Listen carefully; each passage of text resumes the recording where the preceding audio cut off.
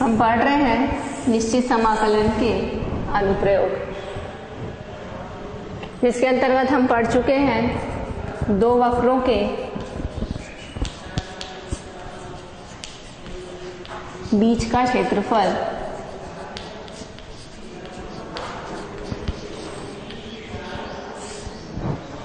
निश्चित समाकलन x की कोटियों a से b के मध्य y1 माइनस y2 dx से दिया जाता है।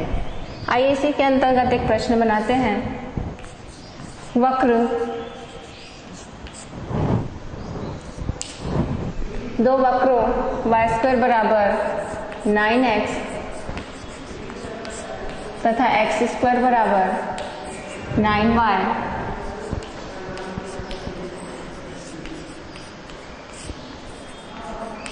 से घिरे क्षेत्र का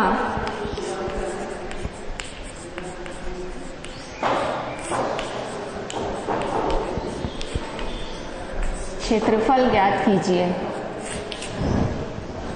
आइए बनाते हैं इस प्रश्न को। सबसे पहले अक्षों पर इन वक्रों को बनाते हैं। हमारा पहला वक्र है y² बराबर 9x, एक परवलय का समीकरण जिसकी x अक्ष पर सममिति होगी y² बराबर 9x। दूसरा समीकरण है x² बराबर 9y, जिसे हम बनाते हैं तो x² बराबर 9y हम बना सकते हैं। y अक्ष पर इसकी सममिति होगी और हम इसे दो अक्षों के बीच, इन दोनों वक्रों के बीच का क्षेत्रफल हम ज्ञात करते हैं। x की कोटियों को ज्ञात करते हैं तो उभयनिष्ठ बिंदु हमें ज्ञात करना पड़ेगा। आइए ज्ञात करते हैं उभयनिष्ठ बिंदुओं को।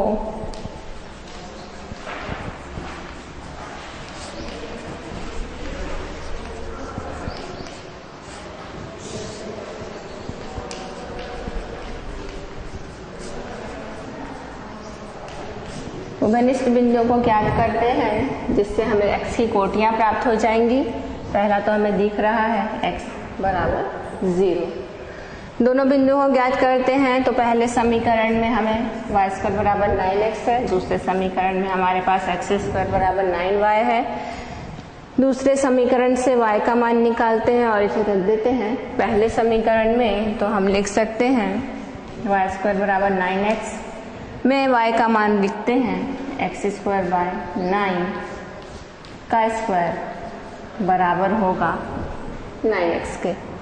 हल करते हैं इसे, x की घात में 4, 9 का वर्ग बराबर हो गया 9x, और लिख सकते हैं x की घात में 4 बराबर 9 के वर्ग का गुणा हो जाएगा 9x से। x की घात में 4 बराबर 9 की घात में 3 और x की घात में 4 ऋण 9 की घात में 3, x बराबर 0 भी लिख सकते हैं इसे। x को उभयनिष्ठ निकाल लीजिए तो x³ माइनस 9 का क्यूब बराबर 0, जिसे हम x के दो मान मिलते हैं। पहला है x बराबर 0 तथा दूसरा मान मिलेगा x³ बराबर 9 का क्यूब।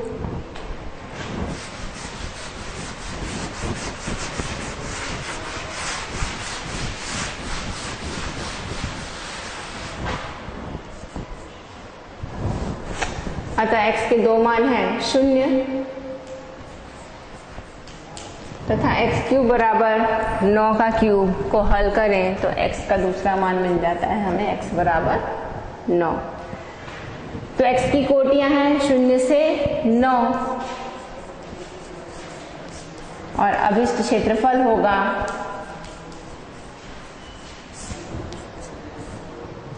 x के मान 0 से 9 के बीच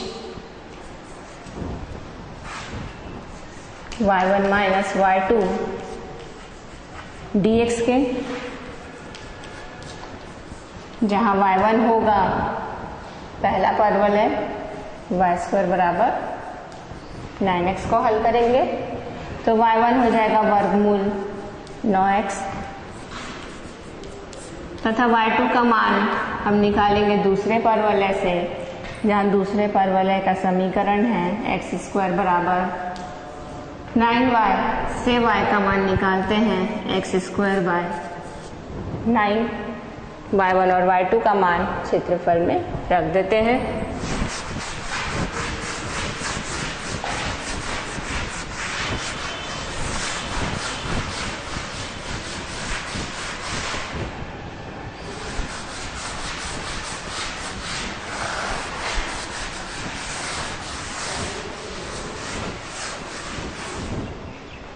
y1 और y2 का मान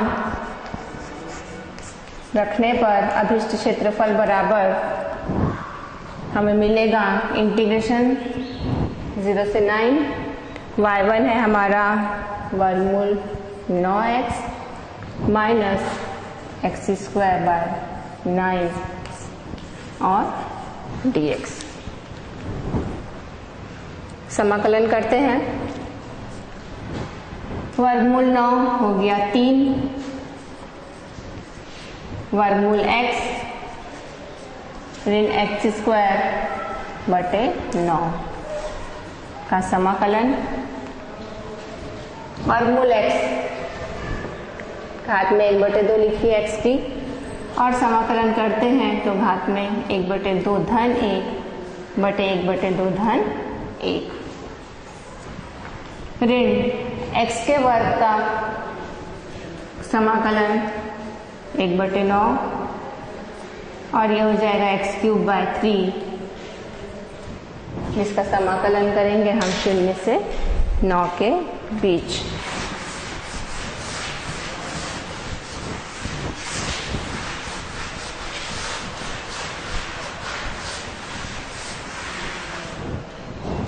हम देखते हैं अभिष्ट क्षेत्रफल बराबर होगा 3 x की घात में 3/2, हर में भी है 3/2 ऋण x की घात में 3 और हर में है 9 27, 0 से 9। इस 3/2 को हल करते हैं, 2 ऊपर चला जाएगा, 3 और 3 कट जाएगा और ये आ जाएगा 2 x की घात में 3/2 ऋण x की घात में 3/27, 0 से 9। अब हल करेंगे x की उच्च सीमा में से x की निम्न सीमा को घटा देंगे। x की उच्च सीमा है 9, 9 की घात में 3/2 लिखेंगे ऋण 9 की घात में 3/27 ऋण x का मान 0 रखने से दोनों ही पद हमें 0 मिलेंगे। हल करते हैं इस पद को। 9 को लिख सकते हैं 3 का वर्ग की घात में 3/2 ऋण 9 की घात में 3 अर्थात 9 का 3 बार गुणा बटे 27।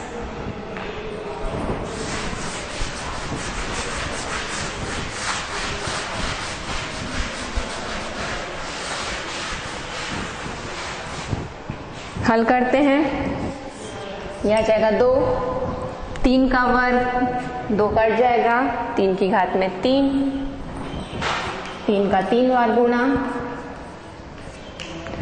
ऋण 27 को 9 से काट देते हैं, 9 तिया 27 और 3 से इस 9 को काट देते हैं तो 3, 9 और 3 का गुणा कर देंगे तो ये है 27।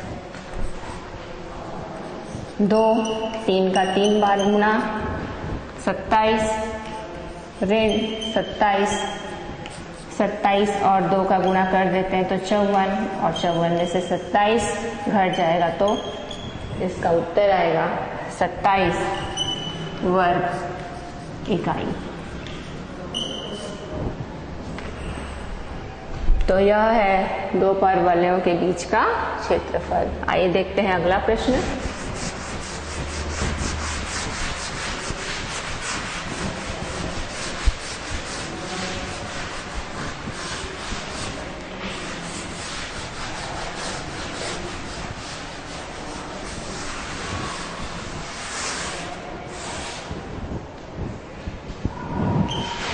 देखते हैं अगला प्रश्न, जिसमें समाकलन विधि से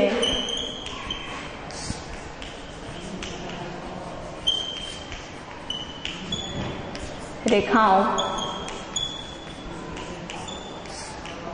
mod x plus mod y बराबर a से घिरे क्षेत्र का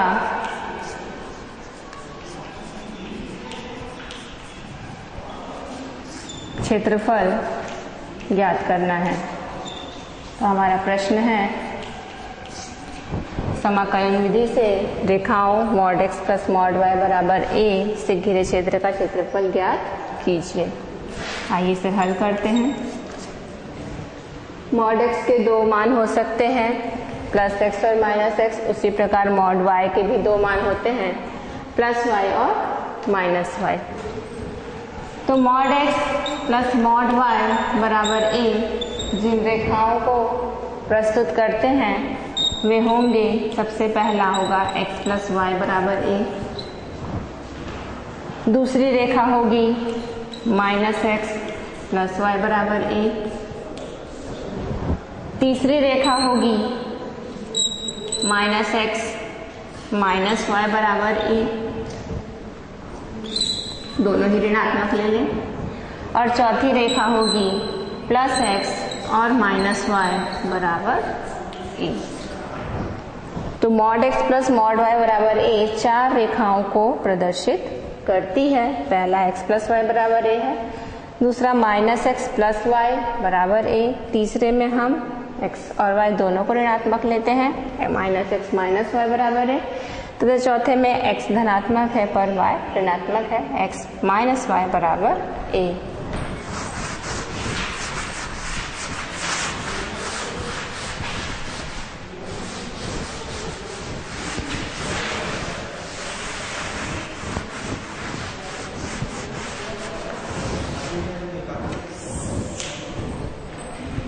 इन रेखाओं को हम इस प्रकार भी लिख सकते हैं, x by A plus Y by A बराबर एक। पहली रेखा को लिख सकते हैं, a से भाग दे दें, x by A plus Y by A बराबर एक। दूसरी रेखा को हम लिख सकते हैं, x by minus A plus Y by A बराबर एक। इसी प्रकार तीसरी रेखा को लिख सकते हैं हम, x by minus A plus Y by minus A बराबर एक। तथा चौथी रेखा को हम लिख सकते हैं, x by A plus Y by minus A बराबर एक। तथा अक्षर पर इन्हें बना सकते हैं। अब आप क्षैतिज अक्ष x और ऊर्ध्वाधर अक्ष है हमारे पास x डैश y डैश बना लेते हैं। पहली रेखा यदि हम बनाएं तो उस रेखा का समीकरण है जो अक्षों पर a अंतःखंड काटता है। तो एक सरल रेखा जो x अक्ष पर भी a अंतःखंड काटता है और y अक्ष पर भी a अंतःखंड काटता है, x का मान 0 से a तक है। इसी प्रकार y का मान भी 0 से a तक है। दूसरी रेखा हम बनाते हैं जो x अक्ष पर माइनस a अंतःखंड तथा y पर a अंतःखंड काटता है, x की ऋणात्मक दिशा में। ये दूसरी रेखा x पर माइनस a अंतःखंड काटता है, y पर a। तीसरी रेखा हम बना सकते हैं जो x और y दोनों पर ही माइनस a अंतःखंड काटता है। तथा चौथी रेखा हम बना सकते हैं जो x पर तो a लेकिन y पर माइनस a अंतःखंड काटता है। तो इस प्रकार चारों रेखाओं को हम अक्षों पर बना लेते हैं। तो इन चारों रेखाओं के कारण अक्ष पर यह जो क्षेत्रफल बना, इस पूरे क्षेत्रफल को हमें ज्ञात करना है। एक भाग का क्षेत्रफल हम ज्ञात कर सकते हैं निश्चित समाकलन विधि कोटियों x का 0 से लेकर a तक यदि हम समाकलन एक रेखा के लिए कर लें तो हम एक भाग का मान ज्ञात कर सकते हैं और उसका 4 गुना करके हम पूरे क्षेत्र का क्षेत्रफल ज्ञात कर सकते हैं। आइए देखते हैं।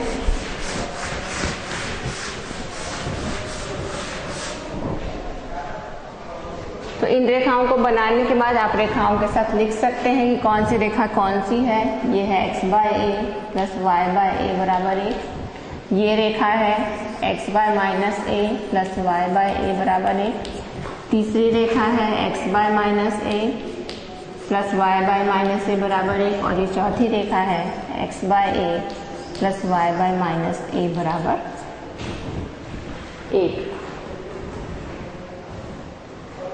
इन चारों रेखाओं के बीच का क्षेत्रफल ज्ञात करना है। आइए ज्ञात करते हैं एक भाग का क्षेत्रफल।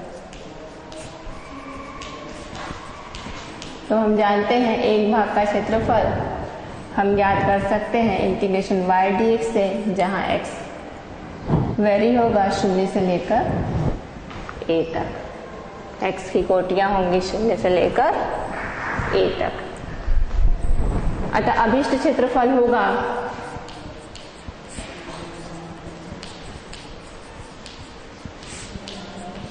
इसका 4 गुना 4 0 से a y dx के बराबर। y का मान हम निकालेंगे पहली सरल रेखा के समीकरण x प्लस वाई बराबर a से y का मान हम लिख सकते हैं a माइनस x। तो अब इस क्षेत्रफल हो जाएगा 4 0 से a, y का मान पहले समीकरण से हम लिखेंगे a माइनस x dx।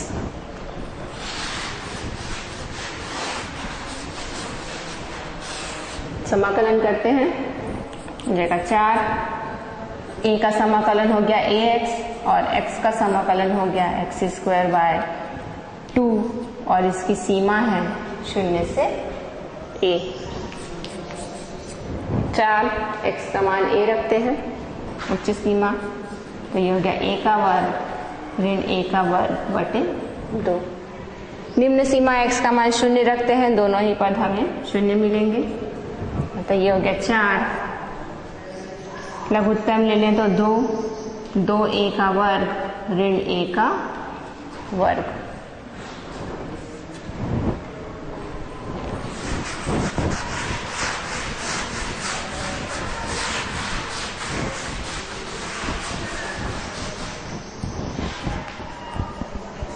अतः अभिष्ट क्षेत्रफल बराबर हमें मिलता है 2 से 4 कट जाएगा 2 और 2a स्क्वायर में से a स्क्वायर घट जाएगा तो a का वर्ग इकाई। और यही इस प्रश्न का उत्तर।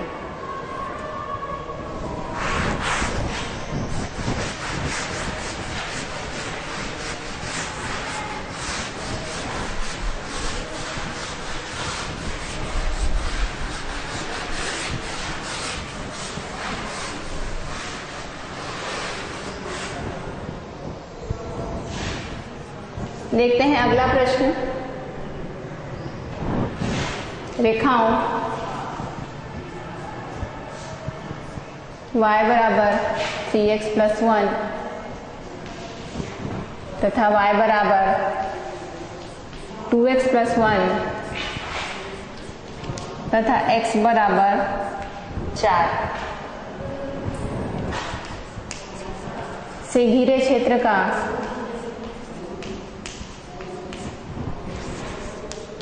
क्षेत्रफल ज्ञात कीजिए।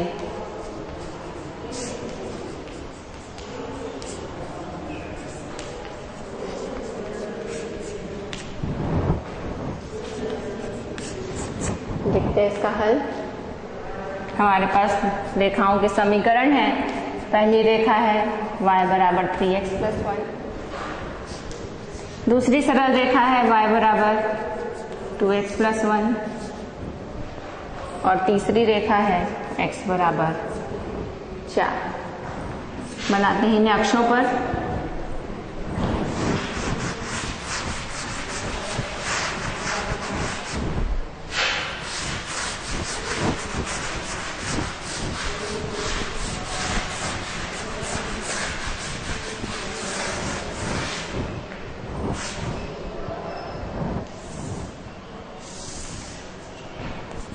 अक्ष बना लीजिए, क्षैतिज अक्ष एक्स एक्स डैश और ऊर्ध्वाधर में वाई वाई डैश, ये है मूल बिंदु।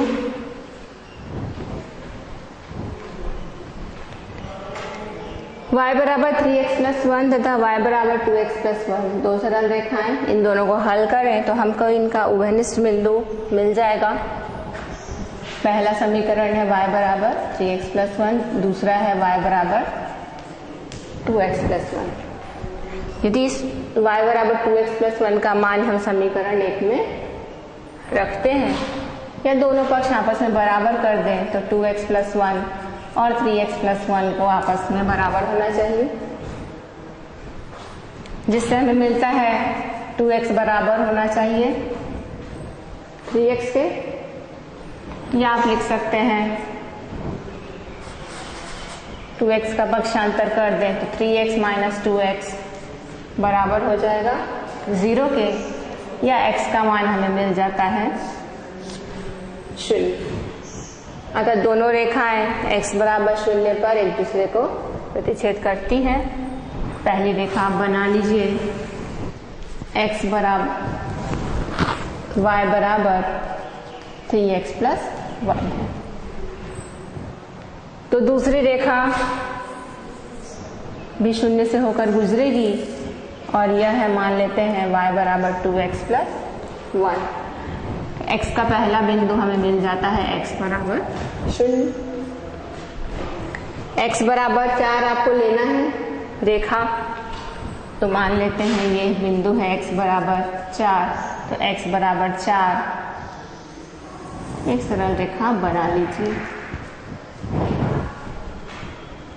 तो पहली रेखा y बराबर 3x प्लस 1 है, दूसरी रेखा y बराबर 2x प्लस 1 है और तीसरी रेखा है x बराबर 4। और इन तीनों रेखाओं के बीच का क्षेत्रफल हमें ज्ञात करना है, अर्थात इस क्षेत्रफल को हमें ज्ञात करना है।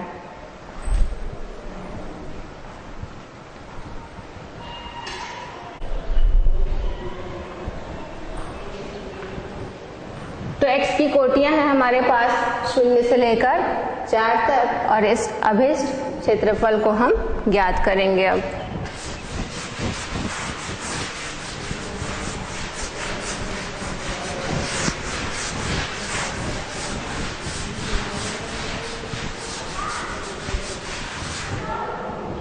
हम जानते हैं अभिष्ट क्षेत्रफल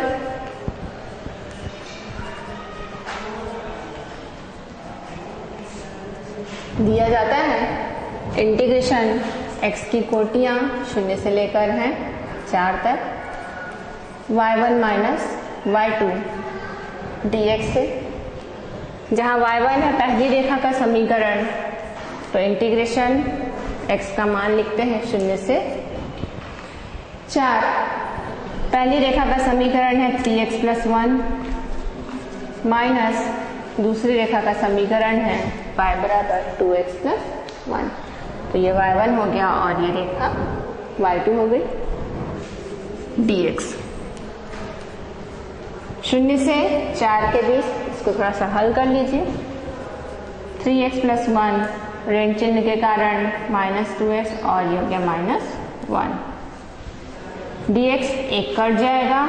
0 से 4 के बीच 3x में से 2x घट जाएगा तो हमें मिल जाएगा x dx।